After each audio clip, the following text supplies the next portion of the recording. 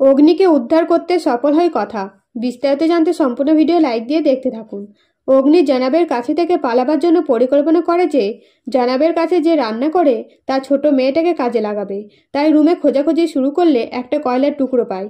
সেটার সাহায্যে কাগজে একটা গাছ এঁকে কথা লিখে কাগজটা ছোট বাচ্চার দিকে ছুঁড়ে দেয়। কিন্তু কাগজটা জানাব পেয়ে কাগজটাকে পুড়িয়ে ফেলে আর বলে, চালাকি করো না, তাহলে আমিও শান্ত হয়ে থাকতে পারবো না। এই বলে চলে যায়। অন্যদিকে কথা ট্রেনিং শুরু করলে প্রথমে আঘাত পেতেই অভিনয় স্যার বলেন, তোমার দ্বারাই হবে না। 3 মাসের ট্রেনিং কি 3 দিনে পূরণ করতে পারো? তুমি হিরো সাজার চেষ্টা করো না। তখন কথা বলে, আমি ঠিক পারবো স্যার। এই বলে কথা খুবই সুন্দরভাবে 2 দিনের মধ্যেই ট্রেনিং কমপ্লিট করে দেখিয়ে দেয়। তখন স্যাররা বাধ্য হয়ে কথাদের আইনে কাগজ দেয় বর্ডারের ওপারে যাওয়ার জন্য।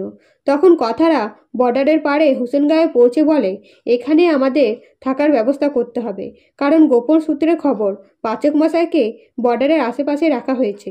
তখন সকলে মিলে বর্ডারের পাশে একটা বাড়ি দেখে, সেখানে ভাড়া নেয়। তবে পরে কথা জানতে পারে বাড়িটা আসলে জেনাবের। তখন কথা জেনাবের স্ত্রীর সাথে ভালো ব্যবহার করে, এমনকি জেনাবের নিয়ে ভালো ভালো কথা বলে। তখন জেনাবের স্ত্রী বলে, আমার স্বামী একটু পরে চলে আসবে, তখন কত ভাড়া লাগবে জেনে নেবে।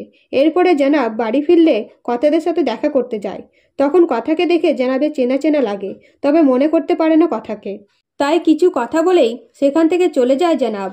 এর পরের দিন কথা জানতে পারে হোসেনগাঁয়ে উৎসব পালন করা হবে। তাই কথা সকলকে বলে, আমার মাথায় একটা বুদ্ধি এসেছে। উৎসবের দিন নিশ্চয়ই রিচা আসবে, আমাদের সেদিনকেই কিছু করতে হবে।